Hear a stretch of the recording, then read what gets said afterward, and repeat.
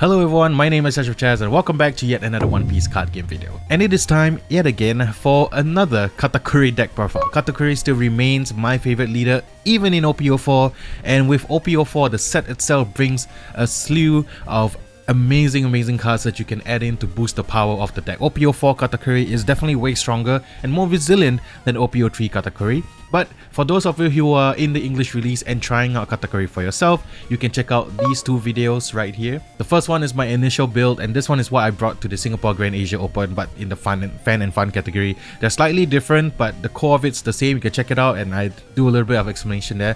But in this video, we're going to talk about the OP-04 variant. We're going to talk about what cards make it work. We're going to do some test hands, and also my thoughts on certain matchups against the best decks in the format. But before we get into the profile itself, I just want to thank the sponsor of this video, which is a really special one, Riley's TCGs Etsy store. So Riley TCG is an online Etsy store that creates custom One Piece specific playmats, deck boxes, sleeves, and even custom dons that you will want to use if you want to personalize your playing field. So they sent me a couple of items that I want to share with you all before we get into the profile. First of all is this amazing Nico Robin playmat. This is a cloth playmat. I don't really play on cloth playmats as much, but it really feels so good. It's like really soft to the touch. And come on, it's Nico Robin. Now I only requested a deck box from them, and they did send me this Nico Robin themed deck box with the Nico Robin Jolly Roger, as well as, you know, Nico Robin herself, and you know, it looks really good. I'm gonna open it up, take a look inside. That's how the deck box looks like.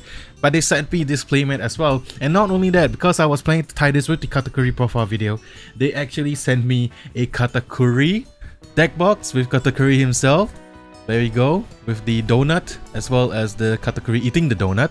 It's really sick, and I'm planning to use this with all my Katakuri decks, like in locals moving forward, as well as my very own Katakuri playmat. I love this one. This one looks really sick. I love how the character just pops out and the rest of it is black and white. This is what I'm going to be using in future locals when I'm playing Katakuri.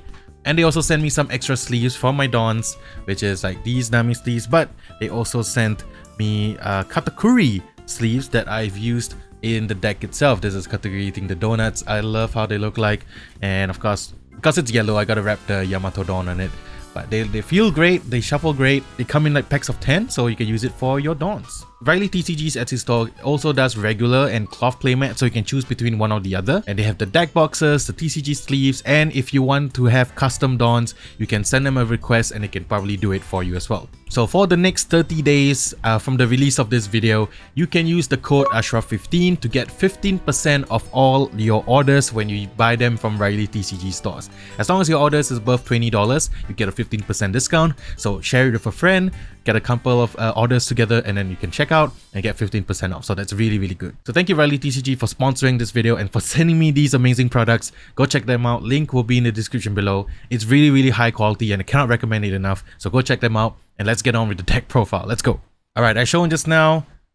My don of choice is Yamato because Yamato is technically yellow. So always got to make a point to start with the dons of choice. It's very important. And then of course we got to use the alternate art category. It's just really nice. But I don't really need to talk about the effect. But if you guys don't know what it is, it's Don 1. When attacking, look at one of your life card from the top of your opponent's life area or your own life area and put it at top or bottom of the life area.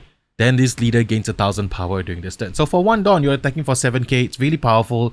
And most of the time nowadays, right, I'm only looking at my own life. I'm not looking at my opponent's life unless it's the last 2 life of the game for them, or if it's the last life and I just want to know what they might potentially be getting. The reason being, there's a lot of trigger cards that you want at the bottom of your life pile, and we'll talk about that later on. So it's really important to spend the first few attacks with Katakuri, as long as you have one don attached to Katakuri, to look at your own life and sort what you want at the bottom. And we'll talk about the key cards that you want to target, of course. So the first core of the deck, is the same as OP-03, so I'm not going to spend a lot of time on it. It's Charlotte Pudding. This is your searcher, just absolutely necessary. You want to get a 4 off. And then our 2k counter slots belong to First of all, Strusen.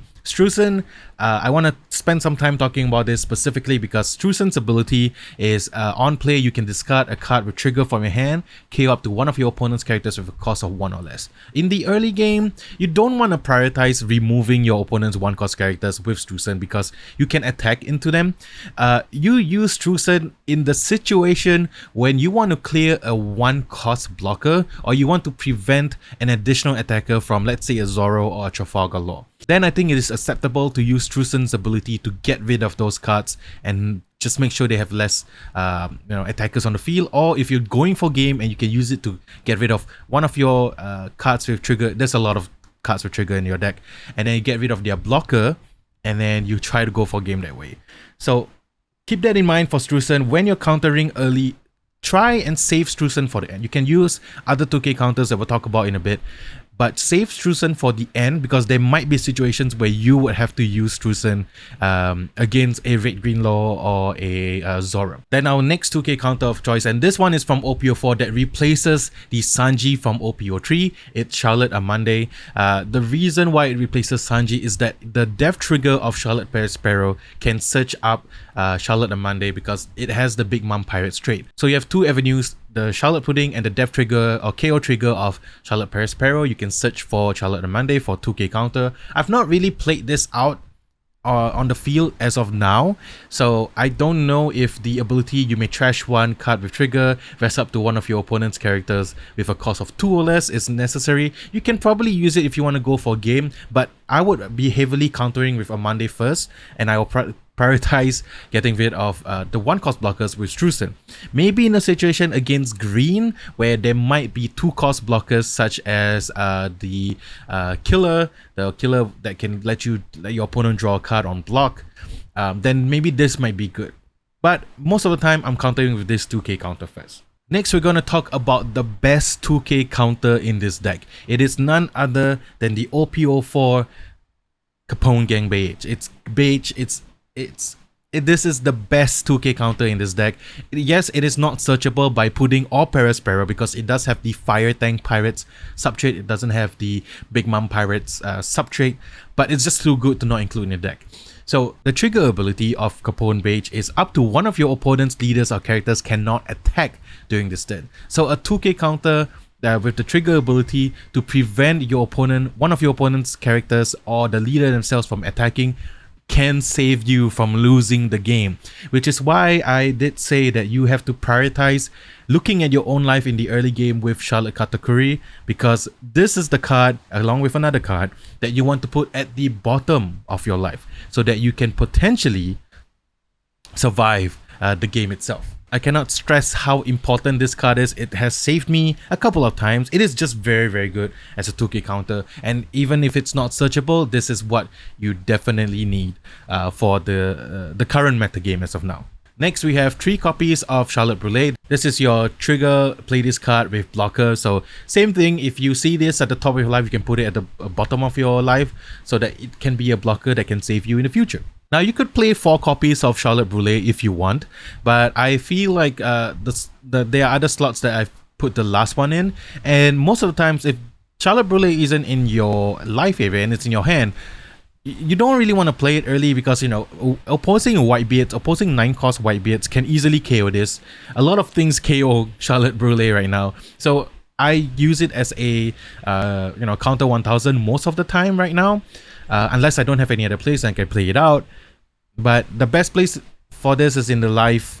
If not, use it as a 1k counter or play it out if you don't have any other place that you want to maximize your dawns with. So that's why it's at 3. Next up is Charlotte Perisparrow. You got to play 4 of this. Even though Charlotte Perisparrow doesn't have any counter on it, it's still a really powerful turn 2 play even when you're going first or you're going second. If you're going first, this is just a 3-cost 5000 character on the field. If you're going second, you can put 1 down on Katakuri, attack, look at your life, and then play out Charlotte Perisparrow. And this is like, if your opponent deals with it, most of the time you have to kind of prioritize seeing like if you need to have units on the field, if you need to have characters on the field, then sure, you can spend a couple of counters to protect this. But if not, you can just let it go. Look at the top 3 cards of your deck, search out a Big Mom Pirates card, and then continue your plays from there. Next up is the new spice, also one of the best cards from OP-04 for yellow specifically. It's Sanji. Sanji is searchable by pudding but not by the death trigger of Perospero, so keep that in mind. It is a 4-cost 5000 blocker with a trigger. Discard 1 card from your hand, play this card. This is why I'm telling you all to look at your life first, because you want to put cards like Capone Beige, Brule, or this Sanji blocker at the bottom of your life so that you can potentially survive a multitude of attacks in the late game. Next up is good old Charlotte Cracker. This is just a really good one. I believe these 4 slots you can replace with Smoothie. You can try it out if you want. I've just been really comfortable with Cracker. And there are situations where your opponent hits you really hard in the early game and you can just stall them out by clearing their board with attacks. And then when Charlotte Cracker is on the field and ready to attack, you can put a bunch of Dawn on it, force the double attack, and then go from there. So Cracker I really quite like. And next up we have 2 copies of Shirahoshi. This is just a really good card to not only play out when you have a dead hand, like multiple Perosperos in your hand, maybe too many Big Moms in your hand. If this is from your life, I say go for it and try to loot for better things. If not, once you play this out, you can always put it back into your life with 8-cost Katakuri and potentially have another trigger to search for better cards that way. Next, I'm going to talk about some vanilla cards from OP-04. This is Randolph, 5-cost 7000 vanilla, as well as Charlotte Perospero, the 6-cost 8000 vanilla. Now, I do an even split 2-2. You can play like 3-1 or even just 3 copies of Perospero. But I've been enjoying the 2-2 split because if it's in your hand and like let's say you determine who goes first or second, depending on which one is your hand, you might want to keep it. If you're going second, maybe the 6-cost Perospero is what you keep to keep yourself on curve. Or if you're going first, then yeah, the 5-cost 7000 Randolph would be a better choice to keep. These are your intermediate threats that you want to put out before your Katakuris, your 7-cost Big Moms, your 10-cost Big Moms, because let your opponent deal with this, or if they don't, then they have to kind of deal with another big threat. But if they do deal with this, maybe using a Red Rock for Randolph, maybe the 3000 Wolves, then okay, then you can drop another big one and they have to have another answer. So this is a good, when you're at your 5 or 6 Dawn play, it usually is this. It's no longer like 2 copies of like Perospero. If you have it, and you don't have these, then it's fine. But most of the time during your 5 or 6 Dawn turn, I am prioritizing playing this. Then we have 2 copies of the 7-cost Big Moms. I'm not really that big on 7-cost Big Mom anymore. I feel like I might even take it out of deck to put in more copies of the 8-cost Secret Rare Katakuri. I just think that it's decent enough to have a place right now because it kind of grants your opponent a difficult choice. But if I were to require more flex slots, I would definitely take this out. Next up is your 8-cost Katakuri. I'm putting 2 copies, but I might go up to 3. I might take out 1 mom and put this to 3. That's what the list I use on the sim, but in person, like I usually switch between like 2 or 3 copies of this. Katakuri is just really, really good right now. I think there's a lot of targets for it to remove, not only like big vanillas from Whitebeard side of the field, but also putting stuff like your Sanji, your Brule into the bottom of your deck so that you can have a blocker at a late game. So that's really, really good.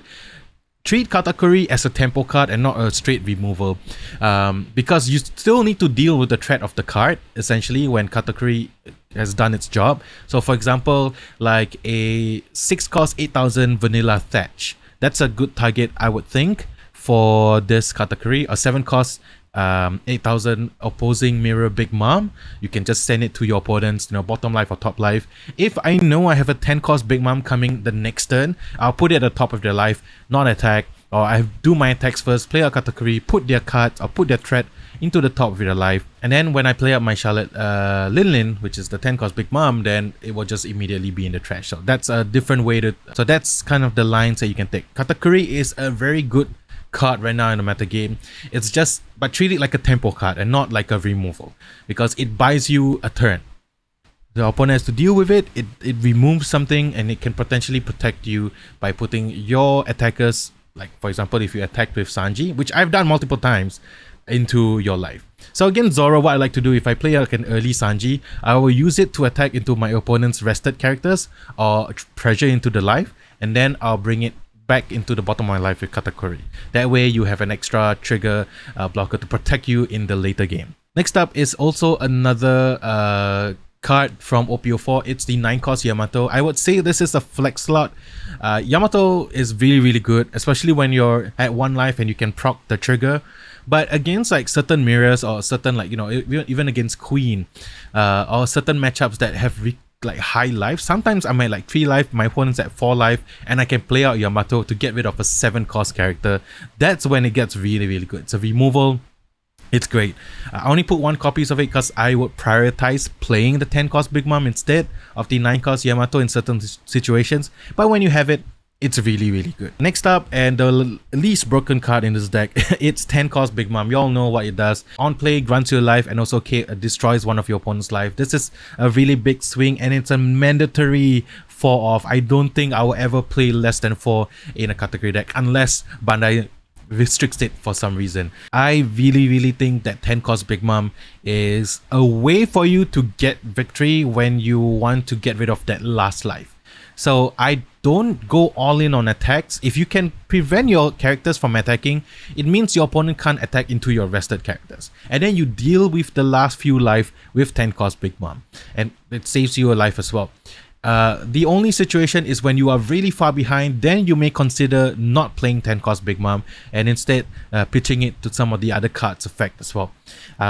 10-cost Big Mom is just really powerful. It's the reason why you're playing Katakuri or, you know, a Big Mom leader. And don't leave home without 4. If you ever think like, I can just get away playing 3 Big Mom. No, play 4. The more you play it, the more you see it, the better it is. You don't want it to flood your hand, so be careful. Because if you have an early game when you have 3 10-cost Big Moms in your hand and you're fighting against a Zoro, most likely you're not going to be winning that match if you're playing it incorrectly. But against like grindier decks, you know, like Rebecca, Rob Lucci, Crocodile, a lot of blue base decks that have to use their red rocks to get rid of these cards right here, then 10-cost Big Moms having multiples makes them work harder to get their removal. So it's a great way to just save it for the late game, and certain matchups I will prioritize keeping a hand of 10-cost Big Moms. Other matchups I will just let it go. Now we go into our event cards. First of all, it's 3 copies of Thunderbolt. Thunderbolt is 2 costs. Main, you may trash 1 card from the top of your life area, KO one of your opponent's characters with a cost of 5 or less,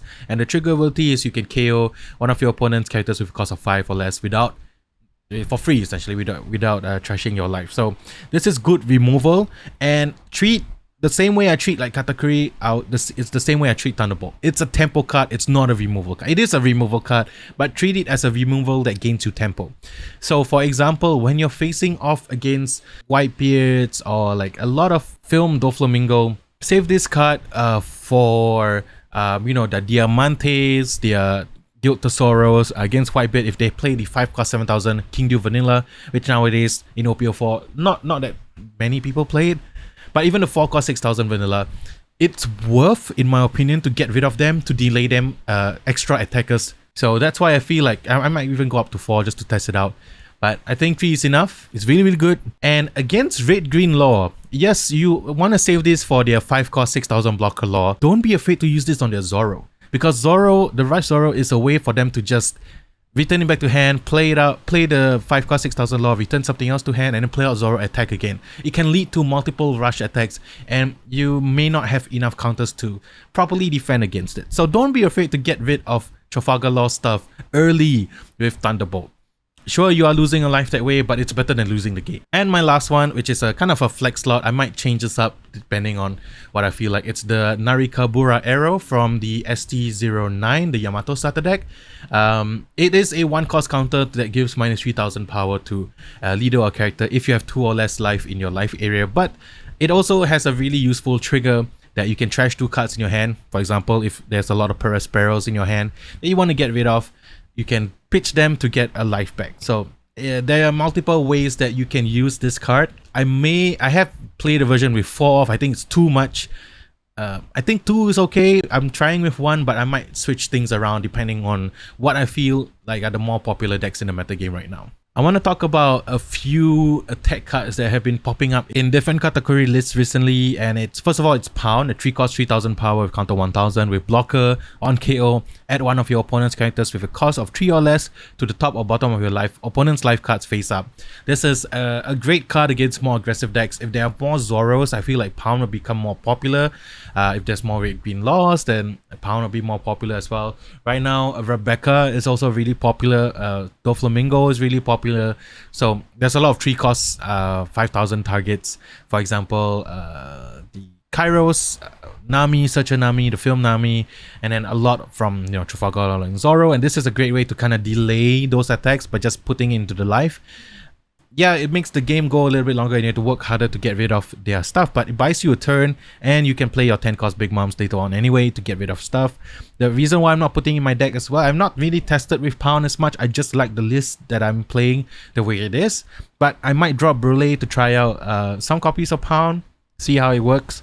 And yeah, this is a really good one if you want to try Pound out. Diable Jambe Jew Shot has a very niche kind of effect, because you have to, even though it's a 3 cost 6,000 power counter, which most of the time you're not leaving up 3 Dons in a yellow dedicated deck, then you have to make sure that your opponent and yourself have 4 or less life cards, and then you can KO but something that's 2 or less. If it was a little higher, maybe like KO something that's 4 or less, which would make it a little bit too strong, then yeah, I would consider playing it. But for now, like, there are very little opportunities that let Katakuri have like 3 Dawn open. Most of the time you're just using it.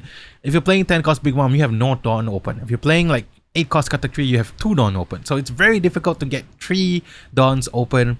Even 2 Dawns is kind of difficult, which is why I'm dropping the 2 cost plus 5k counter. So you can try it out. I wouldn't like suggest you to try this out. You can try it out to throw some people off, but I think it's too niche to make it really good. So yeah, it's not really that great in my opinion. However, Heavenly Fire is one that I'm actually interested in to try, which is just, same ability as Pound's KO ability. You can add opponent's characters with cost of 3 or less to the top or bottom of your opponent's life cards face up. The trigger ability also very interesting because you can add, you can add a card from the top or bottom of your life area to your hand and add a card from your hand to the top of your life card. So you can't put it at the bottom. So for example, you can put a Sanji there if it's triggered from your life, and then you can use Katakuri's ability to put it into the bottom. So this is one that I want to try more copies of. I just haven't tested with Heavenly Fire as much because my metagame is a lot of Rebecca, a lot of Doflamingo, a lot of Whitebeard, of course, and the current build that I have is kind of catered towards fighting that. But if there's more Zoros, more Trafalgar Laws, then I think this is a card that we could potentially look at to put in as a flex slot. Don't know what it will replace. I need to test this a little bit more. But Heavenly Fire is a card that you can potentially consider into the Katakuri deck list. This is just my opinion, but you can try it out for yourself. So this is the current deck list. We're going to shuffle this up and do some test hands, and then what I think against certain matchups with Katakuri. Alright, I've shuffled the deck, and imagine my opponent cuts it. And let's see the first sample hand that we can draw from this. So 5 cards. Alright, so imagine we are, okay, let's say this hand, if you're going first. Alright, you have your 3 cost Sparrow, this guy right here that you can potentially play out on turn 2. You have a Sanji and a removal. So I would say, even though this hand doesn't have a Pudding or Searcher, I would highly keep this hand because it does have a removal. If I'm playing against like Red Green Law, if I'm playing against for example Whitebeard, then I might keep this because you have your 10 cost Mom, 1 copy at least, and you have a blocker. If against Rebecca, I think this was a snap keep because I can use this to KO Olympus, which is a very problematic card that can deal with your higher costed targets. And let's say I keep this hand if I'm going first. If I'm going second, I gotta think about this because it does give you like a 2k counter here. And you can play this and attack on the second turn. But we have to wait and see. Alright, let's say this is my starting hand. I'm gonna lay it out so you guys can take a look at it. And then let's take a look at the top 5 cards if I'm keeping this, saying I'm going first. Alright. Okay, Pudding, Strusen, Capone Gang Beige, a 7 cost Big Mom, and an 8 cost Katakuri. So this, I would say, is pretty good because then your 8 cost play or your 9 cost Dawn play if you're going first, it's Katakuri, and it's on curve if your opponent attacks into these 2.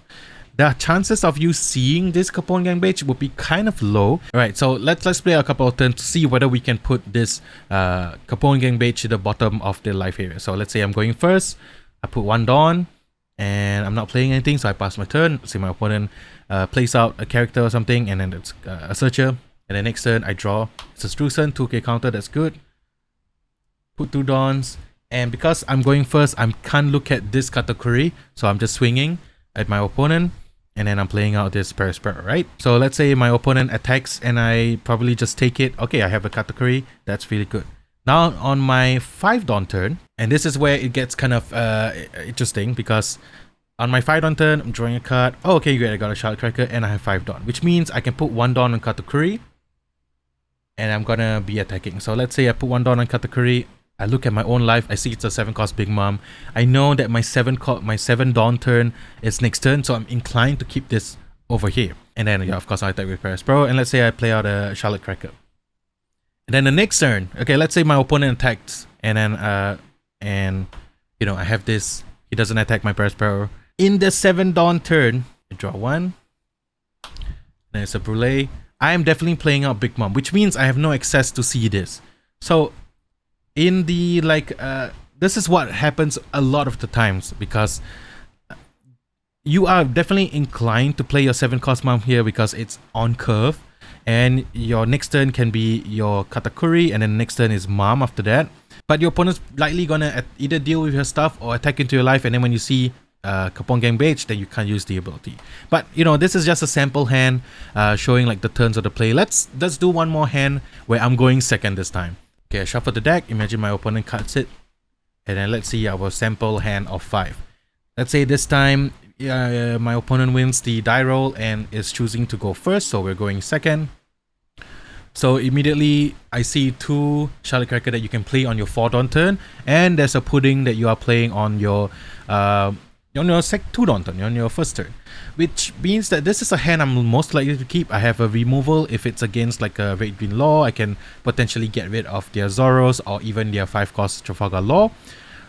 And I have a 1 cost searcher that can be used to attack into like other searchers if I'm facing against a Zoro, for example. So now let's see our sample life. If I'm keeping this, if I'm going second. First card, second card. Oh my god, this is such a beautiful life. You can see every single card has trigger, and this is why I love playing yellow, because you can cheese out wins like this. And this is great because turn 1, I'm playing this. I'm going second, so I'm playing 2 Dons. I am drawing a card. So 10 cost Big Mom, that's great. And we can play it on curve when we reach our 10 Don. So we play our Pudding, we search the top 4, and see what we get.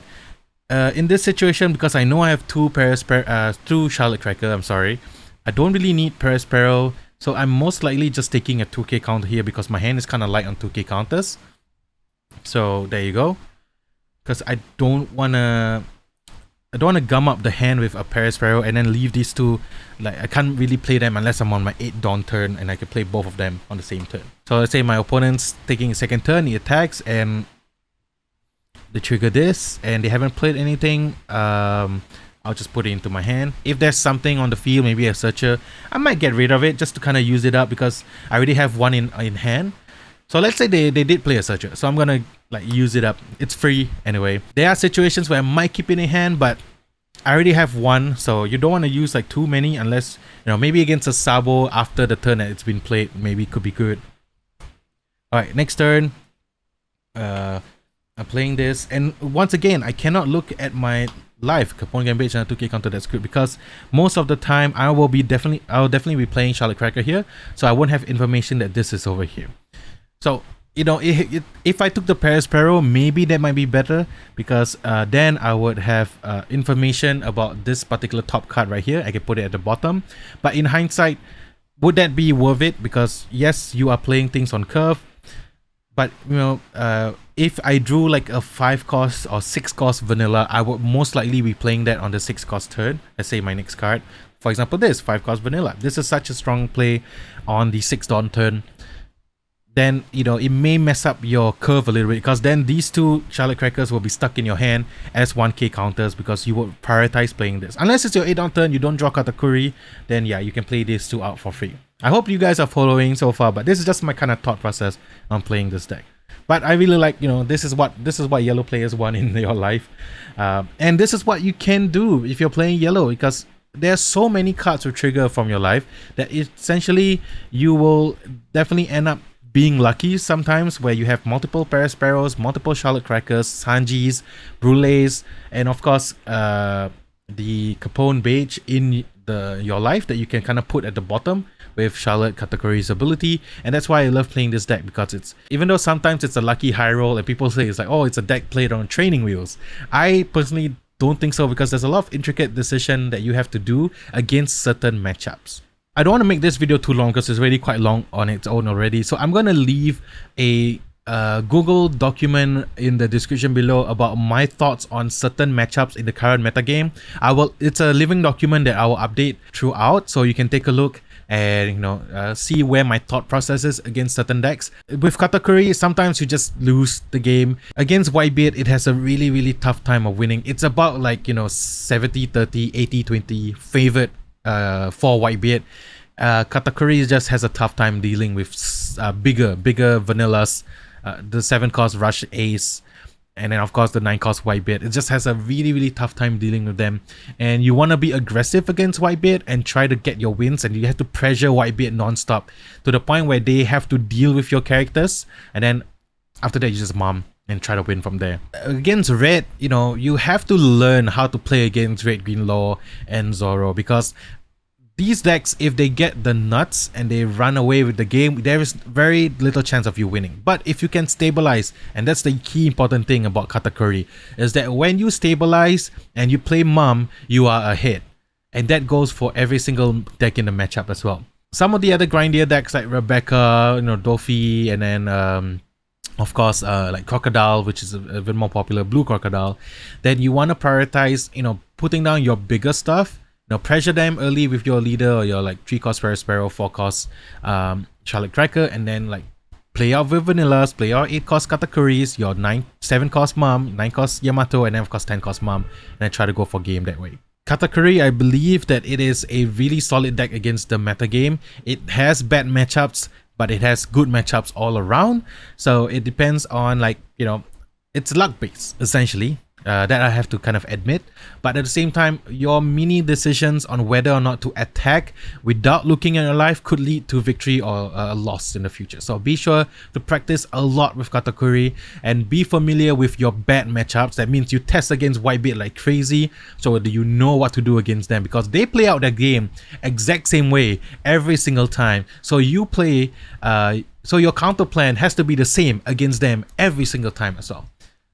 Because there's not a lot of flex cards in Whitebeard. They may change a few vanillas here and there. So if you have a plan against Whitebeard, do that every single game. That's what I do, and sometimes more often than not, I do win against a Whitebeard player.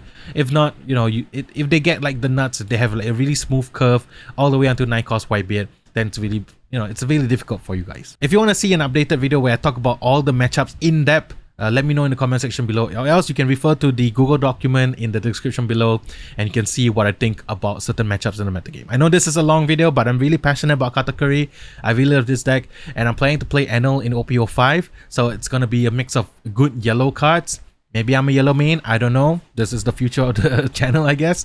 But anyway, I want to thank again Riley TCG for sponsoring this video, for sending me this amazing playmat of Katakuri that you've seen in the video, as well as this amazing looking deck box with Katakuri the donut and Katakuri eating the donut, as well as, sending me lovely Nico Robin deck boxes. I absolutely love how they look like. Hopefully you guys benefited from this in-depth discussion about Katakuri. I've been playing this for almost 2 sets now, and against a wide variety of decks. Sometimes you win, sometimes you lose. Just play Katakuri, it's fine. If you're a Katakuri gang, hashtag Katakuri gang in the comment section below. Anyway, that's it for me for today. I might be going on a little break after this video for about a month or so, because I'm getting ready for my wedding, and I'll be moving out of this room. That's why you don't see the banners behind me as well. So if I don't upload, I'll be on Twitter for more information or updates, and then I'll be back. I'll definitely be back. So thank you guys so much for supporting the channel. I'll see you guys in the next one. Peace.